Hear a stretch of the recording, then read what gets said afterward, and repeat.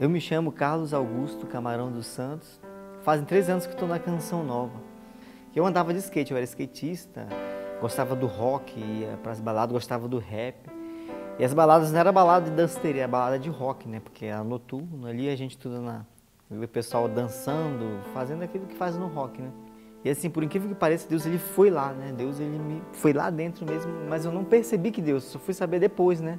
E nisso eu pude perceber que eu tinha abandonado a minha essência, né? A minha essência, eu não digo assim na minha cultura indígena, né? Mas eu digo assim na minha cultura família, né? Não ligava mais para minha mãe, não ligava para o pai, para os irmãos. E a minha vida era o quê? Trabalho, ia para casa, skate. Então minha vida era assim, minha vida não era totalmente ligada à família. Eu peguei dengue hemorrágica e eu estava prestes a morrer mesmo. Minha mãe tinha ido em vários médicos, foi no hospital militar e não deu jeito. A única coisa que o médico disse, que eu fui saber depois disso, disse para minha mãe assim, olha, pegue o seu filho, leve ele para sua casa e só espere a hora, porque não tem jeito. E eu me lembro direitinho assim, quando eu penso nisso, que eu não conhecia Deus, eu não tinha experiência com Deus, não tinha nem feito primeira comunhão, nada disso. Fui no banheiro, coloquei a mão na barriga assim, olhei assim pro cantinho, como se fosse agora assim, no cantinho do quartinho do banheiro assim, olhei assim, eu falei assim, Deus, se eu for curado dessa dor, dessa doença, eu juro que eu vou parar de andar de skate. Esse pensamento, né? Podia ser uma outra coisa maior, né?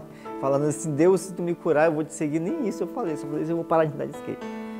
Porque era algo que me tirava da família, né? Mas essa oração, ela foi ajudada por uma outra oração, que foi da minha mãe. Eu fui saber isso depois, né? Minha mãe, nada, eu não conseguia comer, tomar água, nada. Nesse dia minha mãe fez um mingau que lá em Manaus, a gente chama de mingau da caridade, né? Que é o pó da farinha, feito um mingauzinho para tentar, como se fosse um soro, né? Para tentar sustentar. E eu tomei aquilo lá e, por incrível que pareça, no outro dia já amanheci melhor. Não tomei nenhum tipo de remédio. E naquele dia eu vi assim que realmente minha vida já começou a tomar um rumo, né? Começou a tomar um rumo. Então isso foi muito marcante na minha vida, marcou mesmo. Porque hoje eu lembro desses detalhes, né? Lembro mesmo, quando olho para minha mãe, que eu vejo ela rezando, quando eu lembro de Nossa Senhora, isso mexe bastante comigo, né? No momento que eu disse assim que eu ia parar de andar de skate, quando já fui curado, passou umas 2 semanas, eu olhei, peguei o skate no braço e disse assim, eu olhei para o céu assim e falei, Deus, eu disse que eu ia mudar, mas eu vou mudar, mas me ajuda. Eu peguei o skate e continuei andando. E aí, no decorrer desse tempo, parece que algo foi mudando dentro de mim, né? Eu andava de skate. Às vezes, quando alguém me dava uma palavrinha assim, aquele folhetinho de Bíblia assim, eu dava vontade de jogar no chão, mas eu guardava, ficava assim, a palavra de Deus, só metia no bolso. Eu não lia, mas metia no bolso com medo de jogar fora. E naquele momento eu comecei a sentir algo diferente, que eu precisava de algo diferente. Primeiramente, eu precisava mudar meu estilo, né? Que eu só usava aquelas calças frouxas, camisas grandes assim. E aí eu procurei usar uma camisa diferente. Primeiro uma camisa diferente. Uma vez eu fui numa loja, uma boutiquezinha que tinha de uma senhora, que era bem perto da igreja de Santíssima Trindade ali. Eu vi ela vendendo umas camisas lá, deu caramba, eu peguei a camisa, olhei assim. Eu vi que nenhuma outra pessoa lá naquela paróquia tinha essa camisa. E nessa camisa tinha um login. Eu olhava aquele login e eu falava, nossa, aquilo me chamou a atenção, né? Porque elas que era tipo como se fosse um violão, uma pomba, e aquilo assim me chamou a atenção que eu ia lá, toda vez que chegava as camisas lá, eu ia e comprava as camisas. E eu ficava sempre com as camisas, né? Eu vejo que a Canção Nova, ela entrou na minha vida a partir desse login, né? Às vezes quando eu conto isso, as pessoas se impressionam, né? Que poderia ser um testemunho de alguém e tal. Mas quando eu vi esse login da Canção Nova, isso me chamou muita atenção, porque é como se algo me chamasse ali, tipo, a oração, o violão. E naquele momento, aquilo me chamou tanta atenção, que as pessoas começaram a me falar, essa camisa é da Canção Nova, o Padre Jonas. Mas eu não ligava, né? Não ligava para isso. E aí uma pessoa disse assim para mim, olha, vamos lá em casa, tal, ouvi uma fita do Padre Jonas, ninguém te ama como eu. Se você ouvir, você vai chorar. Daí eu... Aí beleza, e quantas horas é? Daí foi 2 horas, eu falei, meu Deus, 2 horas de palestra, ficar ouvindo ali. Eu só fingia que eu ia lá, chegava lá, eu virava a conversa e ia embora e não ouvia. Mas só que no ano de 2000 foi inaugurada a retransmissora da Canção Nova, lá em Manaus. Era canal 57. E aí eu fui lá, né? O pessoal falava, vai ser o Padre Jonas que vai estar lá, vai ser dia 21 de dezembro. Daí eu falei, eu vou lá ver quem é esse Padre Jonas aí. Peguei, fui lá, né? Ver quem era esse Padre Jonas. Mas só que um dia antes aí falaram, ó, o Padre Jonas vai poder vir, porque é dia do aniversário dele, um dia muito importante na Canção Nova, ele não vai. Aí eu fiquei decepcionado assim, que eu queria saber quem era esse Padre Jonas, né? Aí eu fiquei decepcionada, aí quando foi no penúltimo dia, eu falei bem assim, eu vou lá mesmo, já pagaram pra mim, eu vou lá, né? Quando eu cheguei lá, era um padre negão, né? Passeando lá com o Santíssimo, naquele momento eu vi, era o padre Zé Augusto, né? Tava pregando lá tal, e aquilo assim me mexeu bastante comigo.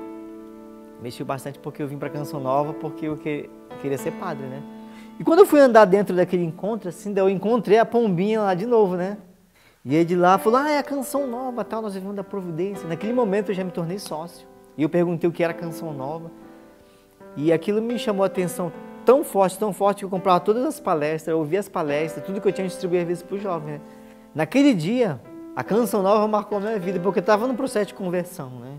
E aí de lá eu comecei a divulgar a Canção Nova, né? O meu caminho vocacional começou, assim, foi engraçado, assim, porque eu não tinha noção também, né?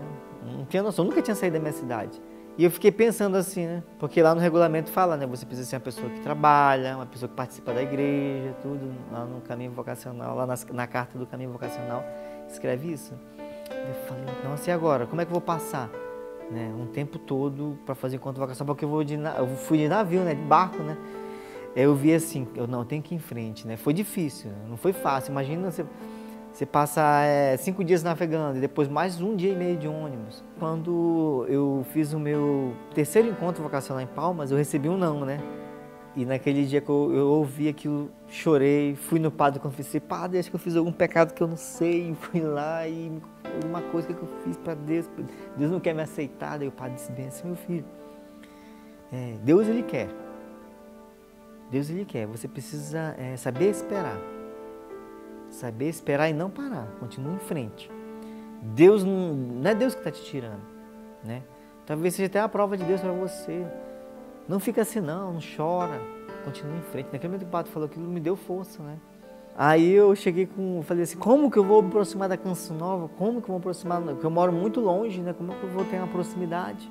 E aí foi quando eu liguei, e aí ele me falou assim, vamos ver uma forma aí grande, né? O jeito do diácono assim, é grande, vamos ver aí o jeito e tal.